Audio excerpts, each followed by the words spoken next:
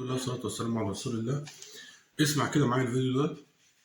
اكبر غلطه ممكن حد يعملها وهو بيفتح بيزنس جديد هو ان يقول لك انا بتارجت كل الناس. مفيش حاجه اسمها انا بتارجت كل الناس دي. امال اعمل ايه يا جويش؟ لازم يكون في عميل محدد انت بتستهدفه، عارف شكله، سنه، راجل ولا ست، بيحب ايه وما بيحبش ايه، عشان تبني الخدمه او المنتج مظبوطه عليه. كانك بتفصل لبس بالظبط. ممكن من الاول يكون مظبوط ويريحك انت وهو، او ممكن يطلع كبير وعمال تظبط فيه وتقيف فيه، وفي الاخر شكله مش هيبقى حلو ومش هيبقى مريح للعميل بتاعك. فذاكر العميل بتاعك كويس جدا، هتوفر وقت وهتوفر فلوس اعلانات، فتكسب اكتر واسرع. المعادلة ديت يا جماعة شبه مستحيلة في عالم البيزنس، شبه مستحيلة.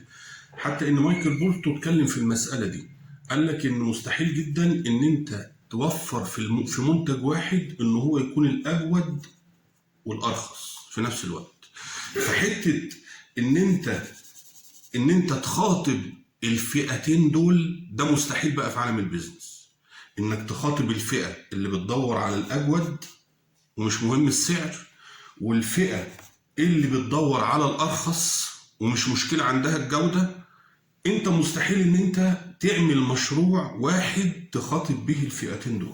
حتى ان الشركات الكبيرة زي تويوتا وغيرها، يعني الشركات الكبيرة بتعمل منتجين، منتج تخاطب به فئة معينة ومنتج تخاطب فيه فئة معينة. الفئة الأعلى، الفئة اللي هي الهاي، بيقوموا جايين عاملين لها منتج، والفئة اللي أقل المتوسطة مثلا بيقوموا جايين عاملين لها منتج.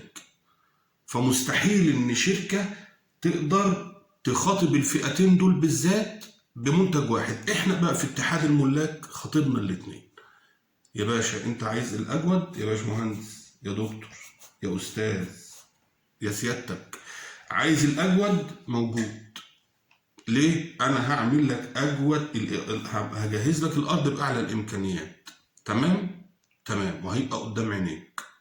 تمام كده؟ تمام. طيب لا، أنا من الفئة اللي بتدور على الأرخص، أنا بدور على الأرخص. أنا معايا مثلا قرش معين وما أقدرش أتعداه، برضه هتلاقي الموضوع موجود عندي. ليه؟ في نفس المشروع. ليه؟ لأن أنا زي ما قلت لك إن أنا هديك بسعر التكلفة، مش هتاجر عليك. ودي فايدة اتحاد الملاك زي ما قلت لكم قبل كده. فايدة اتحاد الملاك إنك هتاخد أجود منتج بأقل سعر أو بسعر التكلفة بس. وربنا يصلح حالنا وحالكم يا رب، وربنا يجعله مشروع خير علينا كلنا يا رب. السلام عليكم.